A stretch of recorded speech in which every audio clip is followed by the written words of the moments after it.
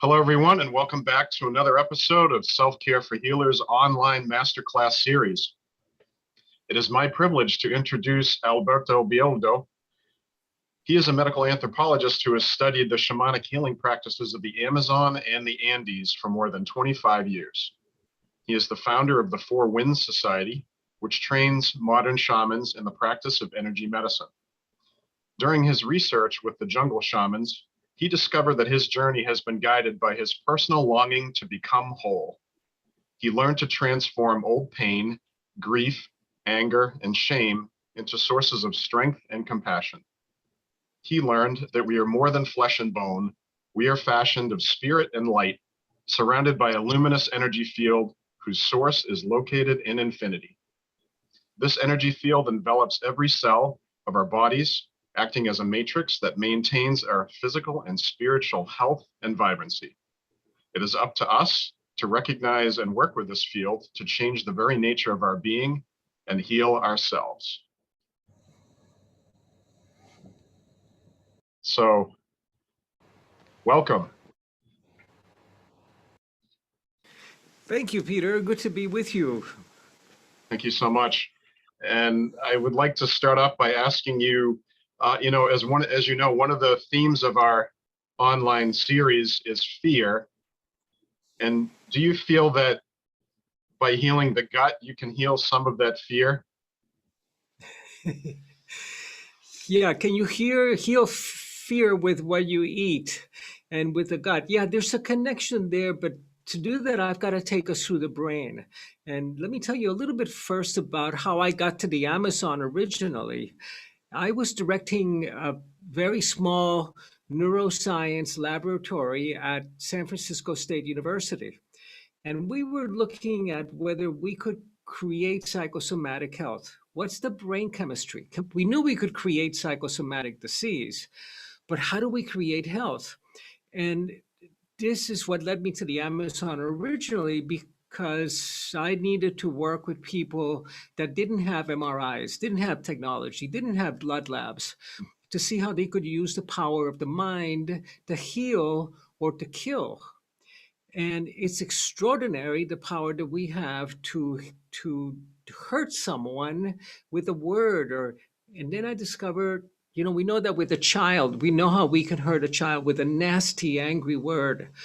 And then I discovered that there were shamans and sorcerers that could do that with a thought, that with a single thought that they could harm someone. And I wanted to know what the dynamics, how did that work? And of course, that thought was something that triggered fear, that instilled fear in the patient or in the targeted individual that sorcerer was trying to harm. And what it did, the brain chemistry behind it is fascinating because it triggers the fight or flight response. So we know that we can trigger that by a perception of danger. But here, the shamans and the sorcerers were triggering that same mechanism energetically, at a distance, remotely. And there's been a lot of science since then to demonstrate the power of prayer in healing and the power of negative thoughts in harming as well. So what it's doing is that it's triggering a very ancient system in the brain that launches the production of the stress hormones. So this is the fight or flight system that developed millions of years ago so that we could run if there was a tiger threatening us, or we could get ready to fight. But when we can't fight and we can't run, we get stuck in freeze. And when we're in the freeze mode, that everything freezes. Your emotions freeze, your immune system freezes, and you are overrun with fear because you're paralyzed. You're just waiting there for the saber-toothed tiger to sink its teeth into your gut. So the foundation of shamanic energy medicine, which is what I ended up studying, was to eliminate the fear, to create safety, to help your patient live in a world that was safe. And you did that by resetting the fight or flight system. Now, the problem with the fight or flight system to just get a little bit into the brain chemistry, is that it's a feed-forward system. It's not a feedback system like most other systems in the body are. It's a feed-forward, which means that the more adrenaline that you produce, the more cortisol that's released, the more that the hippocampus is damaged, which is the place where learning happens, so you can't have a new experience, and the more that fight or flight is triggered. It's feed-forward. It's very difficult to reset. And humans are the only animal that cannot reset their fight or flight system. Every other animal has this response where there's a quiver that begins at the very tip of their nose and goes out their tail, and their fight or flight system is reset. But humans lose the ability to do that at about the age of 4 weeks because our brain is too complex. In fact, there's a neurological test that they do on babies called the Moro reflex, where they will lift the baby's head and release it and catch it, of course, and the child will go through this tremor and shake off the fear. We can't do that anymore. We cannot shake off the fear. And this is at the source of psychosomatic disease, and it's rampant today when we're dealing with an enemy that we cannot run away from and we can't fight. It's an invisible enemy. So the paralysis that's rampant in the world today is devastating the human psyches. It's making people angry. They're restless. They can't sleep well. There's anxiety. It's creating a real mental health epidemic that is reflecting physically as well by creating disease. But to do that, we need to reset the brain. And the shamans of old discovered how to reset the brain, and they did that beginning with the gut. And that's the relationship with how we can reset our fear response through repairing our gut. So hence the gut is also known as the second brain. Precisely. There are over 300 million neurons in the gut. So let me tell you how we do this. Should we go into that? Yes, please. Okay. So if you've ever had ayahuasca is an extraordinary psychedelic of the jungle shamans that floods your brain with a serotonin-like substance. And you understand your interconnectedness with nature, with yourself, with spirit, with the great mother, with the earth. But if you're really disconnected, it puts you through hell. It just amplifies whatever is going on in your psyche. But ayahuasca is structurally identical to serotonin. And serotonin is a common neurotransmitter in the brain. And 85% of your serotonin is produced in your gut. Now, if your gut has been damaged by antibiotics or even by drinking city water, which has chlorine in it, which kills your gut flora, your biome, decimates it, and antibiotics will cause damage in your gut that will take years to repair naturally, but you can repair it with probiotics. So if you don't have the serotonin produced in your gut, you're not getting that in your brain. And serotonin is what repairs the hippocampus, which is the thermostat that controls the fight or flight system. So here's the connection with resetting, with creating safety in your world, with having the chemical substrate, the brain chemistry to be able to support safety in your world. And we know how to do that today. And I can go a little bit more into detail into how we do that if you like. Sounds great. Okay, so, serotonin is a feel-good neurotransmitter. You feel good, you feel comfortable, you feel at peace and at ease. You don't need things to make you feel good. You begin to smile for no reason whatsoever. But if you're low in serotonin, and you're producing a bunch of adrenaline and cortisol, you're damaging the region in the brain where learning happens, including, excuse me, including learning how to feel fearless and at peace. So serotonin will actually repair the hippocampus in 6 weeks. And there's a class of psychiatric meds called the SSRIs, which are the selective serotonin reuptake inhibitors. They prevent the reuptake of serotonin by the neuron. So you're flooded with serotonin. And this repairs the hippocampus in 6 weeks. It's amazing. Also, the omega-3 fatty acids, the DHA, will repair the hippocampus. And the minute you repair the hippocampus, you begin to reset fight or flight. You're not threatened by things that would set you off before, because the fight or flight system is in a very ancient part of the brain called the limbic brain. And this brain is a Neanderthal brain, and it cannot tell distance or time. This is why PTSD happens. Something reminds you of an event in the war 20 years ago, and you're triggered again. It cannot tell the difference between something happening today and something that occurred 10 months ago or 10 years ago. And it cannot tell distance either. It watches the news and it cannot tell the difference between what's happening in the Middle East or what's happening outside your door. And it believes that the barbarians are about to storm the village gates. So when this brain gets triggered, it begins to produce these toxic brain chemicals, adrenaline and cortisol, that are the stress molecules. And then the brain cannot produce the bliss molecules, which are produced by the higher brain. And the bliss molecules rely on serotonin. So serotonin, the formula for it is 5-HT, 5-hydroxytryptamine. It's a tryptamine. Hydroxy is water.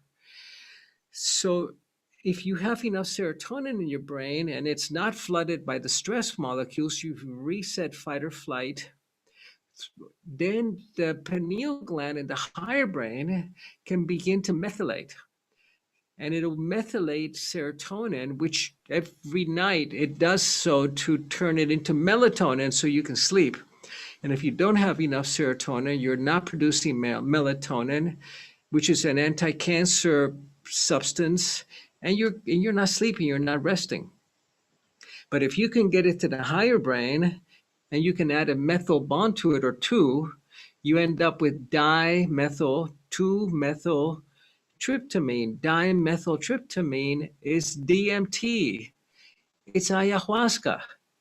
The brain produces its own ethnogens, its own bliss molecules to get you into a state of communion where you can experience safety and where you can experience oneness. You're oneness with all of life. You're not disconnected from nature or from yourself or from each other.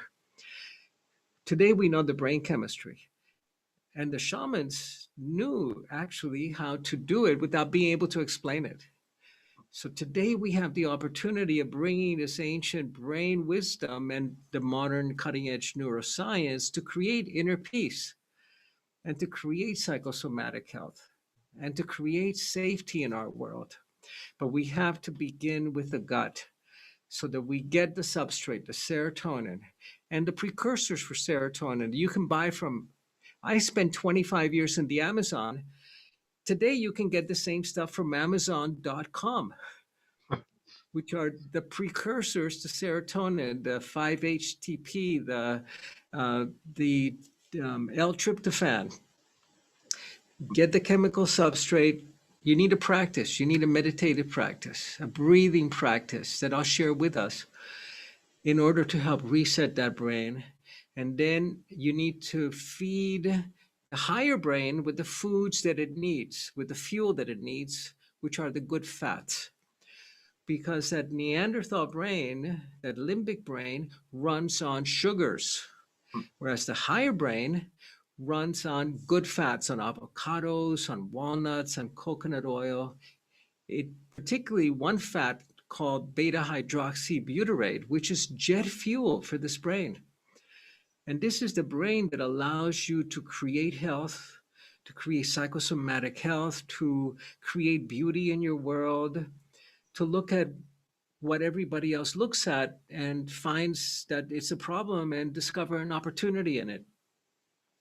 You need the diet, you need the gut, you need the fuel, and you need the breath to be able to reset the system. Okay. Could you please share with us a technique on the breath?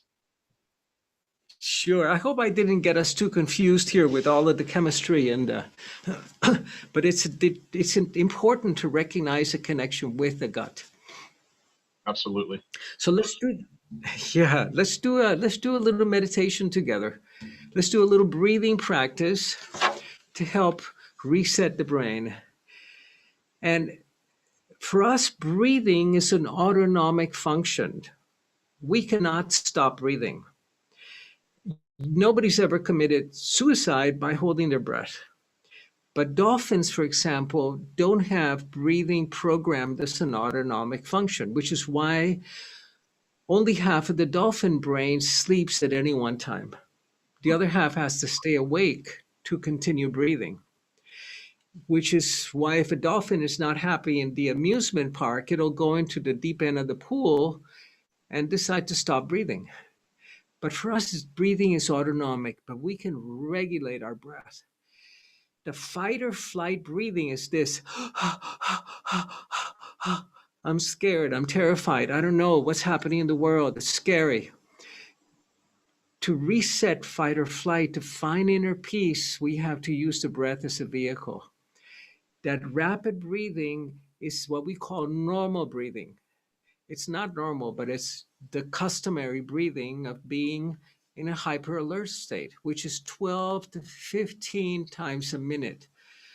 To get to the deep reset, we need to breathe twice, 2 to 3 times a minute, and find that we get all the breath that we need to be happy. So let me guide us in this practice. So I'm going to ask you to join me by breathing into a count of 4, holding the breath full to a count of 4, exhaling to a count of 4, and holding the breath empty to a count of 4. 4, 4, 4 breath. So first begin with a deep inhalation and exhale. And inhale to a count of 4. 1, 2, 3, 4. Hold for 4. 2, 3, 4. Exhale to 4. 2, 3, 4. Empty to 4. Inhale to 4. 1, 2, 3, 4. Hold for 4. Exhale to 4. Empty to 4. Inhale to 4. 1, 2, 3, 4. Hold to 4. 2, 3, 4. Exhale to 4. 2, 3, 4. Empty to 4. 2, 3, 4. Inhale to 4. 2, 3, 4. Hold to 4. 2, 3, 4. Exhale to 4. 2, 3, 4. Empty to 4. Inhale to 4. 1, 2, 3, 4. Hold to 4. Exhale to 4. 2, 3, 4. Empty to 4. 1, 2, 3, 4. Inhale to 4. 1, 2, 3, 4. Hold to 4. 1, 2, 3, to 4. 1, 2, 3, 4. Empty to 4. 3, 4. Inhale to 4. 1, 2, 3, 4. Hold to 4. 1, 2, 3, 4. Exhale to 4. Empty to 4. 1, 2, 3, 4. Inhale to 4. 1, 2, 3, 4. And exhale.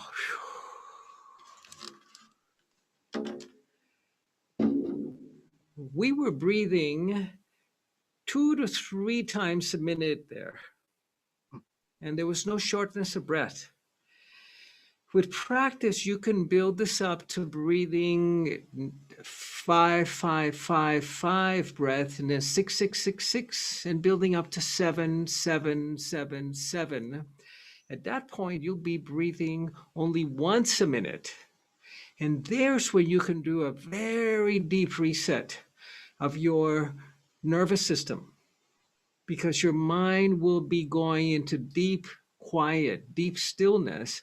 And when you go into deep stillness, you can stop running at 100 miles an hour and getting nowhere and begin getting quiet and getting somewhere. The breath is an absolute key, and you find breathing practices in all the sacred traditions around the world. So this is the number one. And number two is we need to create a ceremony, a rite of passage to step out of the frenzied, fearful place. They call this in the jungle jaguar medicine, because the jaguar has no predators.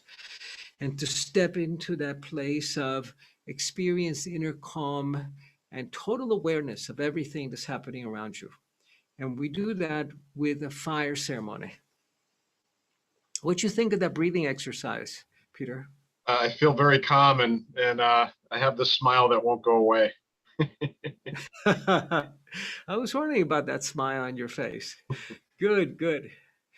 Yeah, so, we can reset our physiology. We know how to do that. But you cannot do it when you are in fight or flight. And many of us were born into families that were not safe. So we were born with our fight or flight system turned on. And we've been running on fight or flight since we were born. Maybe our mothers were not sure that they could rely on their partner. Maybe there was alcohol and the stress hormones, adrenaline and cortisol, go right through the placental barrier, and they begin to create neural pathways for danger that many of us were born with. But today we know how to reset that. So the breath work is very powerful. The breath work is absolutely, absolutely essential. If you're an athlete, you know that your breath is what paces you. And if you are a good lover, you know that you have to find your breath together with your partner. And you are of one breath. The word for breath in Latin is spirit. You inspire together, you become inspired. And then at the end of your life, you expire. And your spirit, which is your breath, returns back to the world of spirit, of light. I remember when I was going through my shamanic training, this medicine woman saying to me, Alberto, if you want to become a shaman, we have to first heal you. And I was in my late 20s, and I said, yes, please heal me. But I'm feeling great. What are you going to heal me from? And she said, from your ignorance. And I said, wait a minute. I have a PhD. It's Dr. Alberto. They said, yeah, that's exactly what we mean. You have a lot of information, but very little wisdom. So I had to begin to release this kind of conceit, this narcissism, this conceit that is so Western, that we are at the top of creation, that we know better than these primitive peoples. And this is kind of that embedded white supremacist attitude that is so prevalent particularly in America, but in the world today. where we dismiss the ignorant primitives that, by the way, had no cancer, no dementia, no Alzheimer's, no heart disease in their civilization. So the breath is essential, absolutely essential. But I want to share with us another important element to change the brain, because we cannot change our minds unless we change the brain. And that ancient limbic brain only changes through ceremony. It needs ceremony, ritual to change. And that's why ceremonies are everywhere in the planet, from wedding ceremonies to rites of becoming a man, and rites of womanhood, rites of menopause, death rites, birth rites. You know, you need, this brain needs ceremony. If it doesn't go through a wedding ceremony, it doesn't know that it's married. And particularly the male brain, that thinks that maybe the wedding vows applied only to the woman. So it needs a rite of passage. When we don't go through our rites of manhood, and many women know this, the minute the world does not give us the feedback we want, we have a temper tantrum and revert back to who we were when we were 12 years old. So we need these rites of passage, and we're going through a planetary rite of passage today. And we need to be able to attend to it, to be part of it. So what we need to do when we have a planetary rite of passage, like we're going through, that biologists are calling the fifth extinction event since the dawn of life in the planet. When we have this rite of passage, we need to shed all of the old, all of the dysfunctional. We need to shed that mentality of masters and slaves that has been the basis of Western economics, that keeps us enslaved, that keeps people of color and women and all of us ultimately enslaved to our thinking, to our jobs, to being productive, to performing, to instead of to what we do, instead of to who we are. Instead of to who we want to be, we end up with a to-do list instead of a to-be list. And so all of this we need to shed, but we need ceremony to do that. And I would like to share with us humanity's most ancient ceremony, which is the fire ceremony. And remember that we spent 1,000,000 years sitting around the fire, making love around the fire, telling stories, helping the elders to die, and being born around the fire. It's almost embedded in our DNA. 1,000,000 years that we spent around the fire. And our earliest ceremonies were the ceremonies of fire. Remember that we learned how to use fire about 800,000 years ago, but we only learned how to make fire 300,000 years ago. For 500,000 years, the keeping of the fire was the most important ceremony and practice of the village. Otherwise, it could be 1,000 years before you borrowed fire again from a neighbor. So this is our most ancient ceremony, and our psyches remember this. So I do it with a little stick. You can have a big bonfire outside, but today we're kind of working indoors a lot. And you don't need a big fire. You need a big heart, but not a big fire. And a small stick, a toothpick, or a piece of paper rolled up. And it's a practice of intentionality where you blow into that stick whatever you're letting go of, whatever has died within you, whatever it is that you're releasing and letting go of. And then you place it in the fire. So you release the story of suffering, of victimhood, of what was done to you, of what you didn't have. You release the victim story, and then you take the energy back into your heart center. You recover the light that's bound up in that tragic story. And this is the story of humanity. This history of humanity has largely been a story of violence that we have done against others and even against ourselves. And we release that history of violence and that the stories of scarcity, of not being enough, of not being good enough, the story of shame, the shame that we inherited from our parents and and from our original parents, from the story of Adam and Eve, where God comes into the garden and says, "Where are you?" And Adam says, we're hiding because we are ashamed, we are naked. Release that shame that has been so embedded in humanity. We need to do that to go through this great initiation the planet is going through. And if we can do that, we'll become a new human that will heal differently and die differently and live differently. And we'll grow a new body, which is the topic of my research right now. We'll grow a new body to fit that new human, a new body that doesn't get sick and whose health span can equal your lifespan. So I invite you to do this at home, especially now during these times of great change.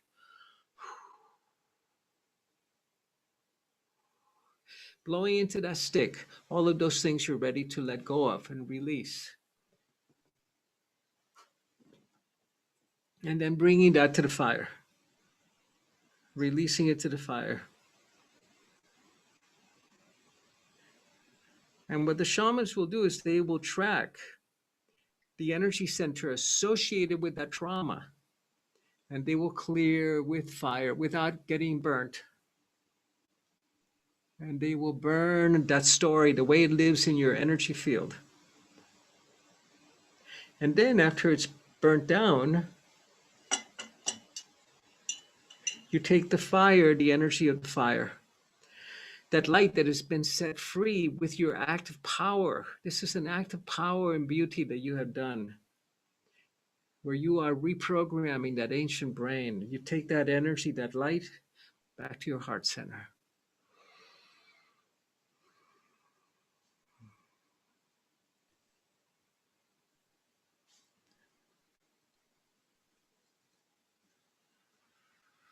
So these are the two key practices to be able to step into that new human and that way of fearlessness with wisdom, fearlessness with wisdom, so that fear is no longer festering inside each one of ourselves and in our brains. We begin the great healing journey to become that new human that the ancient prophecy spoke about, and that are you and I.